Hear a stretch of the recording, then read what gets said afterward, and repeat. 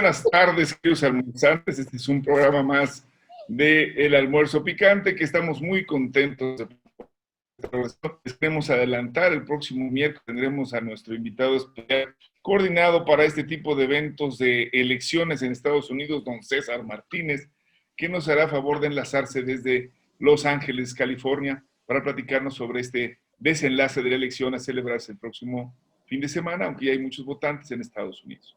Pero además de ese anuncio, que ojalá nos pueda acompañar el miércoles, estamos también hoy analizando una serie de temas interesantes como el plebiscito en Chile, que hablaremos de la Constitución, hablaremos de estas decisiones sobre los rebrotes y lo que está pasando en la Ciudad de México, y también por supuesto temas con los medios que nos parecen importantes y por qué no decirlo graves para la vida política nacional. Así que sin más, le doy la bienvenida a nuestro amigo Sigifredo Rodríguez Coria, a mis amigos Carlos Gómez Bermejo y a nuestro compañero el doctor Vivienda Óscar Ruiz Vargas, para que se integren a este trabajo y empezar con el debate, pero se le alcanza a distinguir claramente las aspas a su helicóptero. Y bueno, Sigi, amigo mío, tú eres el que nos ha dado la información más cercana. Nos hablan de que las cosas se pusieron bastante graves, locas, dirían algunos, en España por el rebrote. ¿Qué nos cuentas al respecto y cómo están las cosas acá sobre el COVID, amigo mío? Ulises, ¿cómo estás? Oscar, Carlos, muy buenas tardes y a todos los almorzantes, pues aquí con esta sección formal informal del el pulso del chilaquil o como le quieran llamar con respecto a los reportes de COVID no oficiales, o bueno, más bien oficiales porque utilizamos siempre los reportes oficiales de CONACYT, esta muy buena página del gobierno federal y el CONACYT para hacer el reporte. Pues como verán, aquí tenemos la gráfica de lo que está sucediendo. Llevábamos una curva descendente muy pronunciada, unas pocas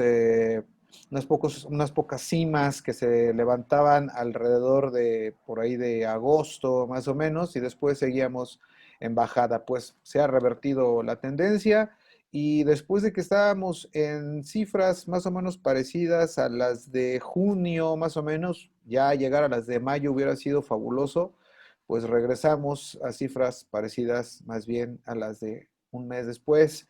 Estamos teniendo pues más o menos 6,000 contagios al día, dividámoslo entre 32, más o menos hagamos el cálculo y estamos teniendo, sí, un crecimiento importante. Para el caso de la Ciudad de México también venía una meseta que se había estado administrando adecuadamente por las autoridades de la Ciudad de México. Los semáforos que se venían dando cada viernes por la jefa de gobierno de la Ciudad de México eran naranja con alertas y más bien se iban administrando o se van administrando las acciones y las actividades que se pueden realizar, subiendo o bajando, por ejemplo, el aforo en restaurantes, la hora de apertura y cierre, las fiestas privadas en parques y jardines, etcétera, etcétera. Pero bueno, la novedad ahora es que ha venido diciendo la jefa de gobierno que el problema está en las fiestas, en las pachangas, que está habiendo en los bares y restaurantes una falta de respeto a las normas sanitarias emitidas por el gobierno, por la Secretaría de Salud capitalina, en la cual limita el aforo en bares y restaurantes, la hora de cierre. Se han reportado este fin de semana, estuvieron insistiendo en que había muchas fiestas en estos lugares, y pues bueno, ustedes saben que ya después de las 2 de la mañana y en lugares cerrados, pues esto ya la sana distancia se revierte hasta ser más bien cercanía pecaminosa, ¿no? Muchas veces. Entonces, Que nos platique Oscar de eso, que no él no sabe. sabe, él no sabe de eso. O sea que no creo que Después nos de las pueda 2 de la informar. mañana se olvida la sana distancia, ¿no? Exacto, te digo que se Oye, pues vuelve. hubo un repunte importante de denuncias en la Ciudad de México, 600% se incrementaron las denuncias de citas realizadas en la ciudad, es un porcentaje muy importante. Y bueno, a nivel nacional también preocupante, la ocupación de camas en Chihuahua está ahorita al 61%, en Durango al 57%, en Nuevo León al 46%, en Aguascalientes al 44%, igual que en Coahuila. Entonces, bueno, hay que levantar las antenas, tenerlas muy arriba porque está poniendo medio grave, medio complicado. Ulises. Pues sí, en efecto, ese es el punto. Y yo quería que nos platicara un poco, Carlos, si tuviste la oportunidad de verlo. Las acciones de nuevo parecieran draconianas con esto que acaba de ocurrir en España y que se parece a estas medidas desesperadas, diría yo, que también se adoptaron en París, donde se estableció un toque de queda para evitar que las personas salieran en la noche y con varios impactos. ¿Qué nos dices, Carlitos, al respecto? Vamos, es que sí, realmente, como bien dices, Ulises, son medidas desesperadas apelando a la conciencia de la población civil, que desgraciadamente, pues bueno, no ha sido lo suficientemente responsable en cuanto a las salidas, ¿no? En el caso de la Ciudad de México se planteaba las problemáticas que ha habido de la siguiente semana y como habíamos planteado acá, iba a ser un naranja subidito y tal vez se restringirían un poco las actividades. Con un par de semanas, tal vez un mes de diferencia, lo que ha sucedido en Europa se ve reflejado acá. Es decir, tendríamos, si esto siguiera siendo así, tendríamos hacia el mes de noviembre nosotros entonces la subida en el repunte en el número de contagios. Desgraciadamente creo que también alguna vez defendí que hubiera un factor cuantitativo específico que fuera el número de camas disponibles a atender a los enfermos. Lo defendí y se me hizo un buen aporte, un buen elemento más para tomar la determinación sobre el color del semáforo. Sin embargo, creo que desgraciadamente el aliciente fue nocivo y voy a tratar de explicar por qué. Los gobiernos de los estados, en aras de mantener este número de camas disponibles el mayor tiempo, impedían que fueran atendidos muchos de los ciudadanos que presentaban entonces alguna complicación, enviados a sus casas para no alterar este elemento que era el número de casas disponibles, de camas disponibles. Bien, casas que dan en Yucatán, hay camas que son más grandes que esas casas, ¿no? Ya lo platicaremos, no te adelantes. Es otro tema.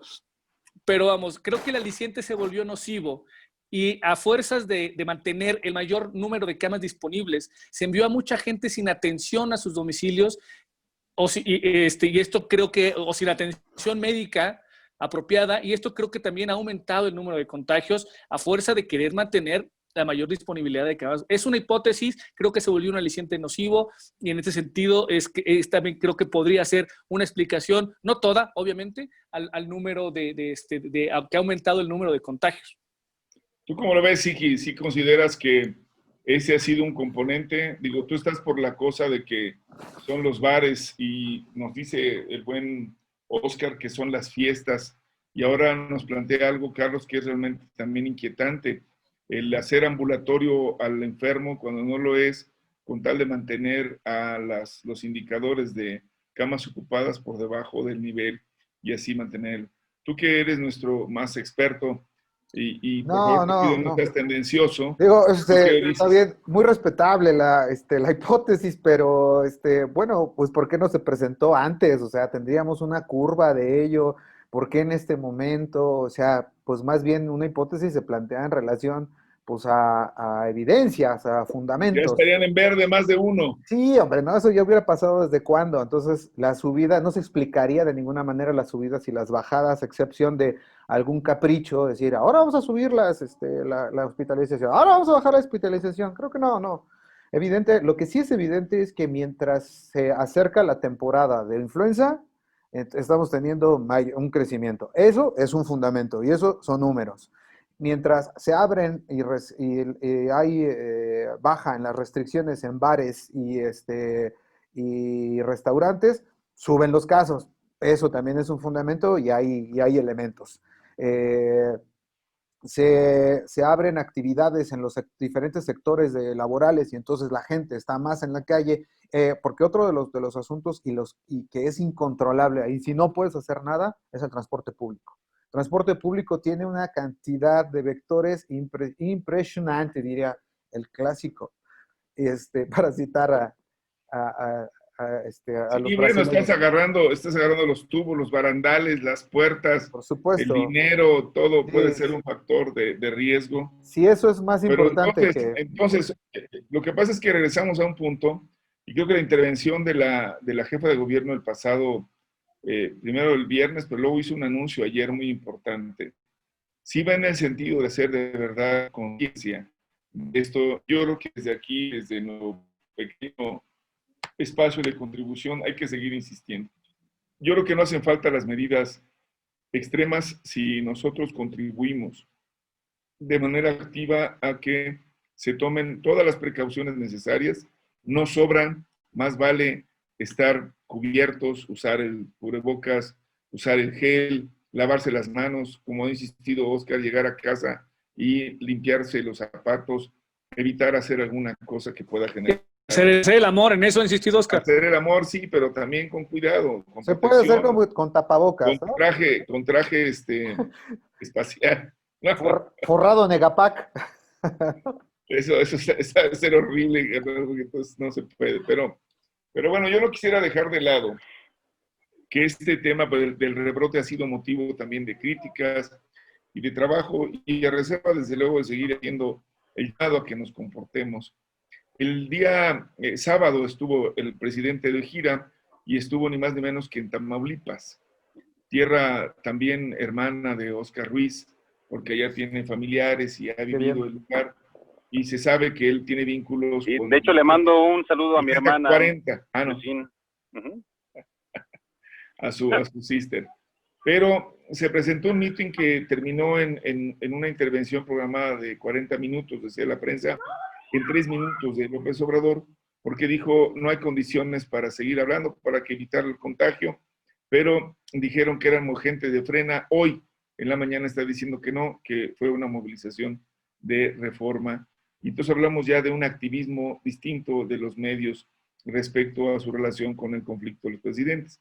Y hay otros que han señalado que no hay debates y no hay imposición, y hay quienes dicen que esto es realmente uno de los peores ataques a los medios, y hasta están dibujando periodistas muertos por las intervenciones de Andrés, cuando esto, digo, no ha pasado, y en el los recientes acontecimientos donde fallecieron periodistas, las acciones fueron muy concretas, y sí hubo descuido de la autoridad, pero más un enfrentamiento con los vínculos inconfesables entre autoridades y narcotraficantes. ¿Qué opinión te merece, Oscar, que tú estás allá cerca de los tamaulipecos, en tu corazón, pero también en los medios, por la vida con tu pareja y otros que son gente de los medios, tú que estuviste allá? ¿Te sientes amenazado, ¿no? ¿Te sientes verdaderamente... La amenaza siempre ha existido, y fíjate que Tamaulipas ha sido uno de los estados devastados por completo por el narcotráfico, y no nada más por el narcotráfico, sino por la delincuencia organizada en todas sus formas habidas, desde obviamente el secuestro, desde el cobro de piso, y bueno, cambió radicalmente la connotación. ¿Viste los carros, estos monstruos que aparecieron, que los dejaron, ¿no? Las masacres en San Fernando, etcétera? Perdón. ¿No? Hay la masacre a la que se enfrentan cotidianamente, pues, nuestros hermanos mexicanos, migrantes, que finalmente son también integrados a las filas del narcotráfico de manera obligada, sin dejarles ninguna otra opción. Y bueno, creo que esto da cuenta de que la población, la ciudadanía en Tamaulipas ha estado devastada por completo. Desde el año 2000 las condiciones no han cambiado sustantivamente, y creo que ahora, con el maltrato que se genera en otros entados a un gobierno panista, después recordemos de Yarrington y Eugenio Hernández, que ya son perseguidos, inclusive Yarrington ya está recluido en Europa, y Eugenio Hernández pues ya tiene liberadas varias órdenes de inclusive un montón de hectáreas que está muy cerca del puerto, y que se había apropiado de manera indebida este señor, que también en su gobierno, bueno, en varias ocasiones cayó en el sanatorio por situaciones de pues consumo excesivo de estupefacientes. Pero esto nada más es a manera de refilón, mi estimado Ulises, el hecho de que esté ya involucrado un medio de comunicación periodístico del nivel de Reforma en una de las movilizaciones digamos, contemporáneas, más complejas que hemos estado viendo, pues es desconcertante porque un medio, sobre todo de comunicación, como es un medio periodístico, debe de mantenerse al margen, de ser pulcro en sus acciones y también de ser objetivo en la comunicación que genera. Creo que habrá otro tipo de repercusiones en ese sentido y también con el electorado, con los lectores de este medio de comunicación. Y creo que en esta semana tendremos mucho más claridad de cómo están los procesos de movilización sistemáticos con este frente, el auspicio que estoy viendo para continuar en este movimiento que me parece que no es legítimo de ninguna manera y que lo estamos viendo sucediendo. Por otra parte,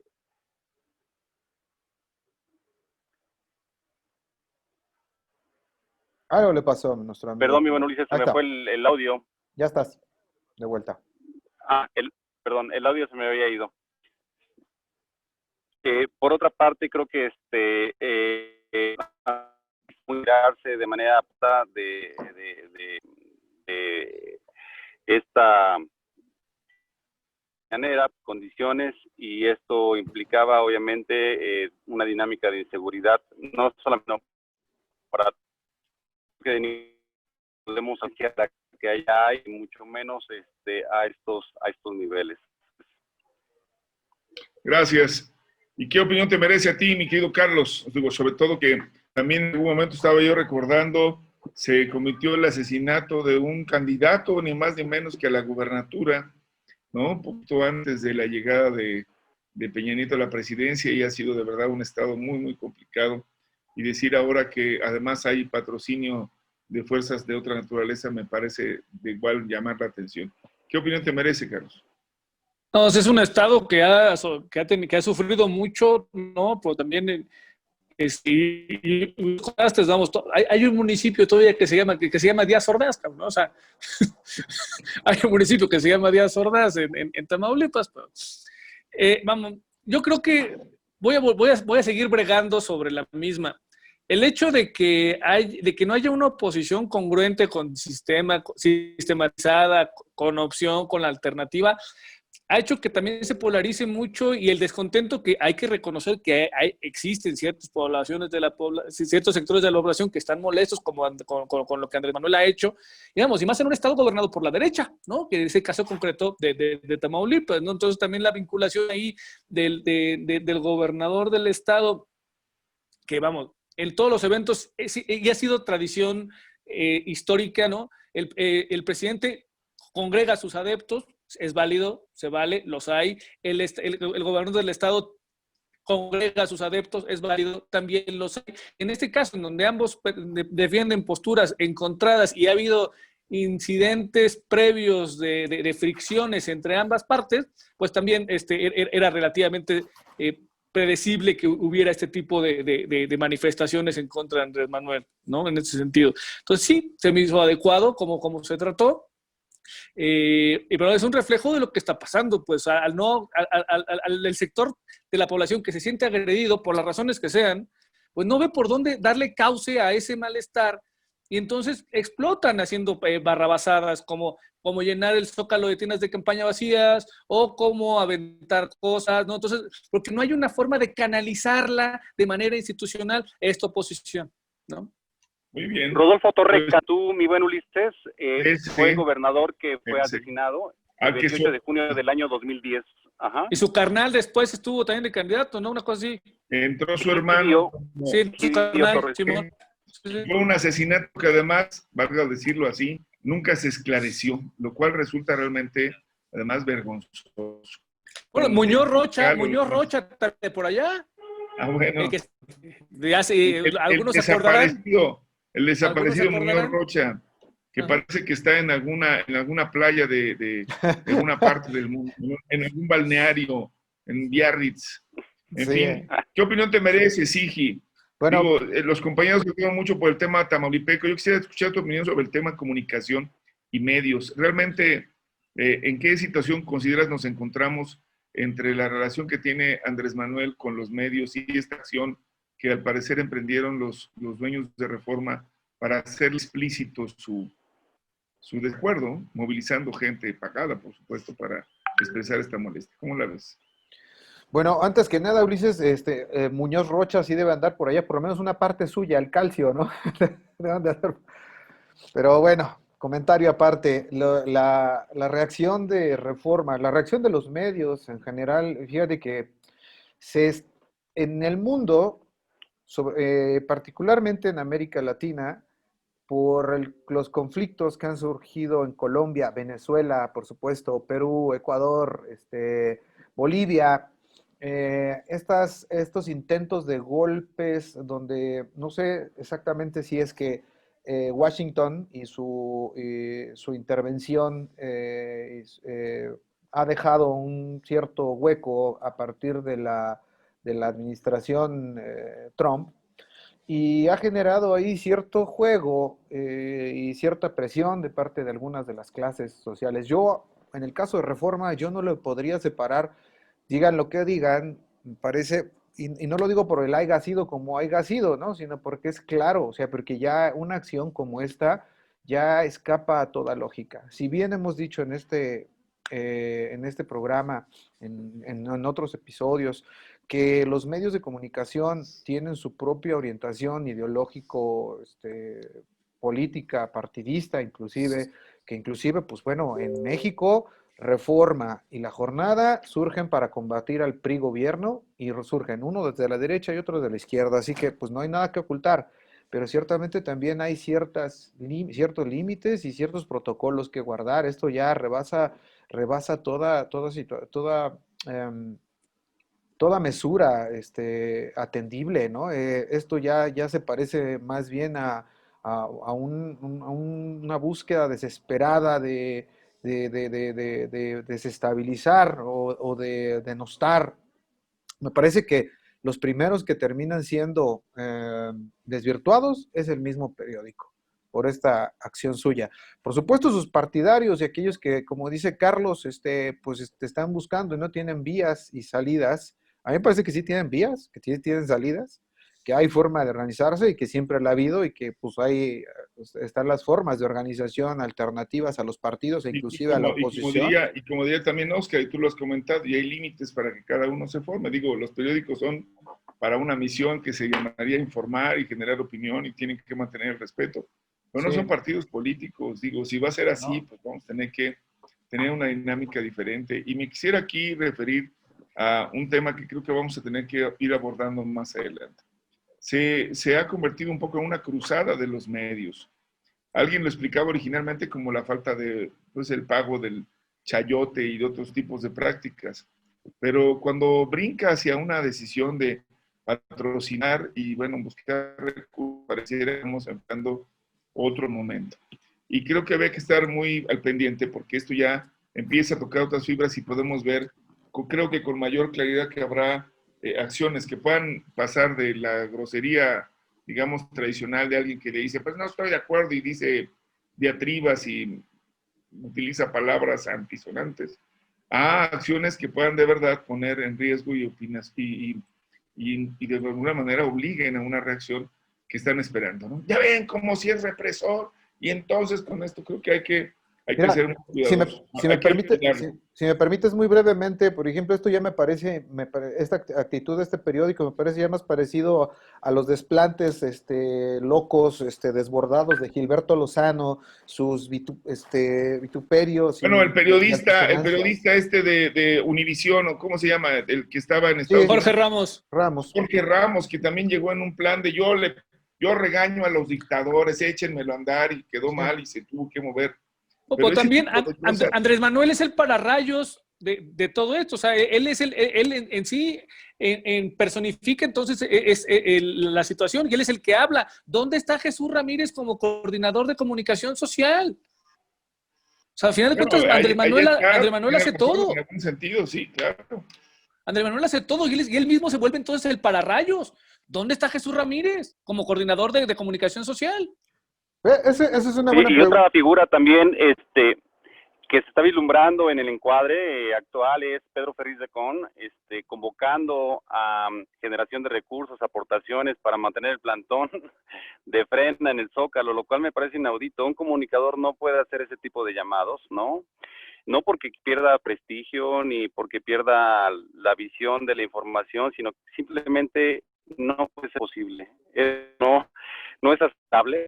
Viniendo de un comunicador, y creo que también la ciudadanía lo que se merece es una posición mucho más crítica, pero obviamente sin generar pretensiones de otra dinámica, sino tendrían que estar constituyéndose en un partido político, como bien lo dijiste, Ulises, porque no hay cabida para que los medios de comunicación, con esa autorización, con ese permiso, con esa licencia que tienen para informar, malinformen a la ciudadanía. Fíjense que valdría la pena tal vez empezar a hablar de cosas que están relacionadas con la propia legalidad y que no se han abordado, aunque ya logramos algunas. Yo recuerdo haber sido un ciudadano opositor al manejo de las encuestas y presenté mi queja ante el INE por lo que estaba haciendo entonces el periódico Milenio, que iba informando día a día, según sus propios métodos, el avance y el grado de aceptación que tenía en su momento el candidato presidencial, el presidencial del PRI, que era ni más ni menos que Enrique Peña Nieto. Y me pareció que era una forma de orientación y que generaba ciertos indicadores a la ciudadanía y daba por ganador todo el tiempo a este señor. Logramos frenarlo, hubo un debate, se dijo que no se podían utilizar las encuestas de esa manera en los medios. Luego, yo recuerdo con mucha claridad que en el 2017 hubo quienes, pues de manera irresponsable, hablaron de personas como una niña Frida Sofía que no existió, o de otro tipo de informaciones que parecía que estaban ahí muy tranquilos y después pasaban la denuncia. No, aquí no ocurre nada y estaban ocurriendo cosas graves. Se ha sabido de montajes como lo que ocurrió con Florence Cassés, donde Televisa particularmente y el reportero, entonces el señor Loré de Mola, se prestaron para este tipo de acciones. Y creo con que la paga histórica. Así es. Y luego tuvimos una campaña contra el magisterio y la educación en México como una forma también de carácter mediático de ponerle cero en la calificación de educación, estaba muy mal, y sirvieron y confrontaron, ¿no?, con aquellos de México, ¿cómo se llamaba la organización? Bueno, que se oponía prácticamente a todo lo que hacía el sindicato. Fue una lucha que acabó en una... México Evalúa, ¿no? México Evalúa y esos que estaban así, Acabo de revisar hoy con mis alumnos la información relativa a los índices de corrupción y quiero decirles que este indicador de la corrupción en el año 2015 ponía al Estado más transparente, gobierno abierto y menor corrupción, a Veracruz, gobernado entonces por Javidú, ¿no?, por Javier Duarte. Y poco tiempo después, pues resultó ser lo peor de los peores. ¿Quién evalúa a la prensa? ¿Quiénes son los que están metidos? Bueno, eso creo que tendrá que ser un debate. Ahora mismo han estado diciendo, no lo hagamos porque sería tanto como ponerle la puntilla.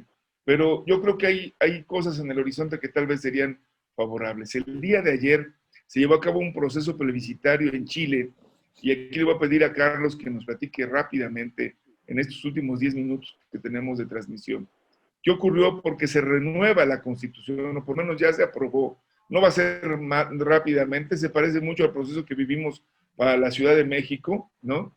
Habrá una elección de constituyentes y después hacia el año 2022 se revisará, pero habla de algo importante porque ni más ni menos que Chile fue el principal y yo diría el lugar donde se aplicó el neoliberalismo a rajatabla en todos los niveles, todo se privatizó, digo, nomás no hicieron privada la educación hasta el por los chavos de secundaria y además todos los estados se generó una aplicación, decía yo, a rajatabla de este modelo neoliberal que dejó de verdad a una situación muy, muy lamentable a los chilenos, una pobreza extrema, y con una constitución que todavía protegía esos intereses.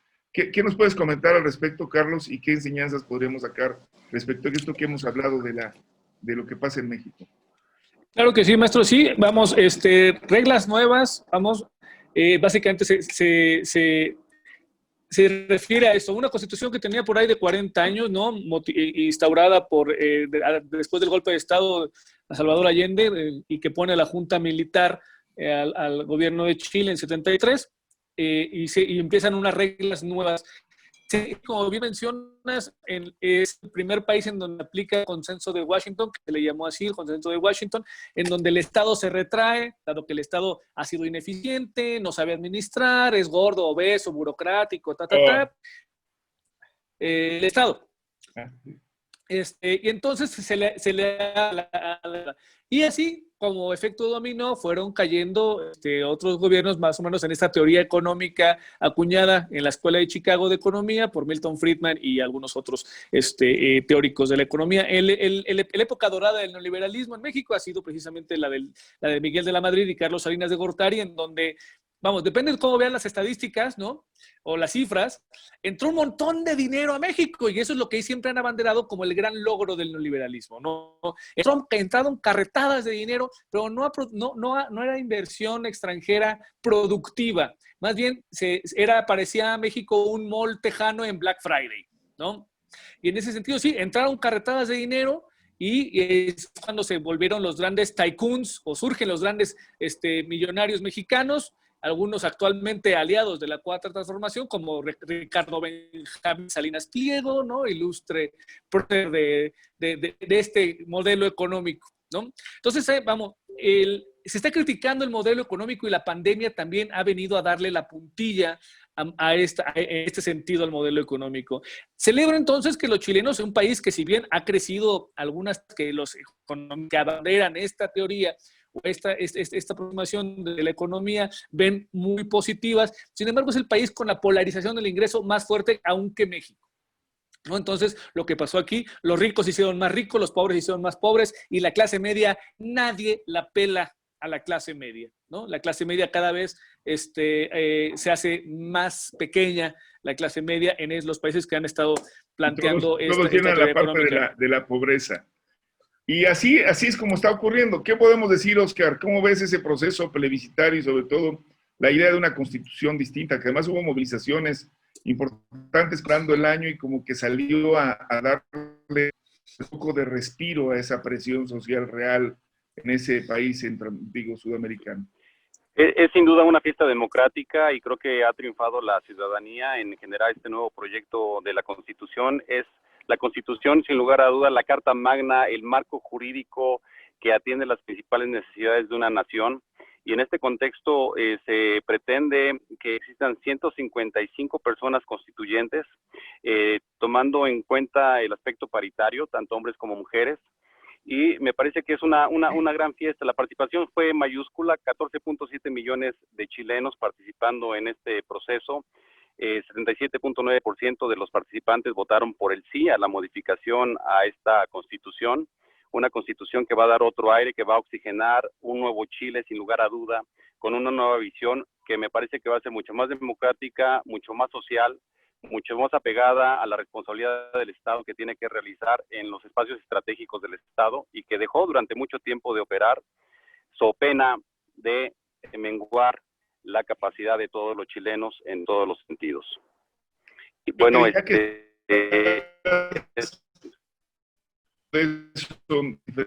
podemos, que lo vayamos a cerrar, ojalá lo podamos abrir, pero tú nos trajiste entonces esta idea que es vivienda como para darle la salida a la diferencia que hay social tan importante en un estado mexicano como es el de Yucatán, y que el gobernador lo quiere hacer valer como si fuera la gran cosa, y que no refleja realmente pues, las necesidades de resolución de un problema como es una casa, una vivienda digna.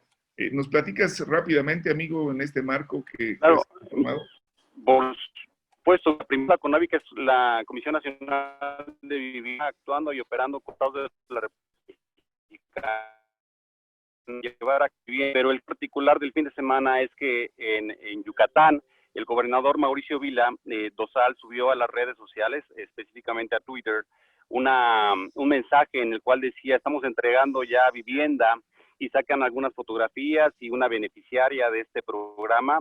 Dice, es la primera de 17,000 acciones, o una de 17,000 acciones que van a realizarse, pero Ulises, es una aberración, ni siquiera un pie de casa, son prácticamente 3 metros por 3 metros, estaríamos hablando de 9 metros, ponle que sean 12, pero ¿quién en su sano juicio puede habitar un espacio, un cuarto de 12 metros cuadrados? Ni aunque estés tú solo, pones una pierna en un lugar y la cabeza la sacas prácticamente, ¿no? ¿Dónde estarían los baños, las áreas de ventilación, de iluminación? Fíjate que la Organización de las Naciones Unidas, a través del programa de Hábitat, señala la vivienda adecuada, y la vivienda adecuada tiene que tener 7 componentes importantes para que una vivienda pueda ser habitable de manera eficiente y que la familia pueda procurar un mayor estado de felicidad. Y dentro de estos 7 componentes, uno de ellos es la disponibilidad de instalaciones adecuadas, ¿no? En 9, 10 o 12 metros cuadrados, instalaciones adecuadas, dudo mucho que las pueda haber, porque no hubo una fotografía del interior del cuarto, y otra es la habitabilidad del espacio. Me parece que no puede haber una habitabilidad en un espacio tan reducido, y mucho menos cuando se trata de una familia conformada por 2, 3, 4 o 5 personas, 5 miembros. Se hace muy desafortunada la nota que vimos en redes este fin de semana, y me parece que la CONAVI debe tomar cartas en el asunto. Otros estados de la República están utilizando vivienda, pero sí te puedo decir que más, bueno, no más, sino digna, con un mayor metraje, con una mayor disposición de los espacios, con ventilación, con iluminación, que sí podrían ser dignas. Muy bien, Oscar. A ver, Carlos, estamos a muy poco tiempo. Sí, rapidísimo. Me recuerda mucho cuando Calderón abatió la pobreza, cuando puso pisos de cemento, dado que ese era uno de los indicadores que se planteaban para erradicar la pobreza, ¿no? Si tenías una casa con piso de tierra, eras extremadamente pobre. La gran aportación de Calderón para abatir la pobreza fue ponerles piso de cemento, pero las condiciones económicas de esas familias siguieron igual. Ahí está la foto. Ahí la tienen. Nos la está mostrando Siki para que la vean, ¿no? Y digo, la verdad es que sí, es como bien decía. La de rojo es la señora, la de rojo es la dueña, ¿eh? No es la casa. Es más grande que la casa, pero. Pero además, como también se comenta, esta es la idea de hacer paliativos, ¿no? Vean ustedes, es un cajón en realidad, ¿no? De zapatos para que te puedas meter. Es una realidad, hombre. No, ese sí, quizás una foto del neoliberalismo que aún queda y que sigue siendo el resabio de no buscar dignidad, sino buscar estadísticas. Pues enhorabuena por los chilenos. Creo que habrá que dar el debate nosotros de cómo vamos. Nos estamos yendo, compañeros. Nos quedan unos cuantos segundos. Yo lo único que les quiero pedir es que sigamos haciendo un esfuerzo porque nos mantengamos saludables, por evitar los contagios, por hacer todo lo necesario para mantenernos vivos y buscando transformar este país. Hace falta, sin duda, tal vez hay que decirlo así, también una constitución para México. Bueno, nos vamos, mi querido amigo. Esto fue el almuerzo picante.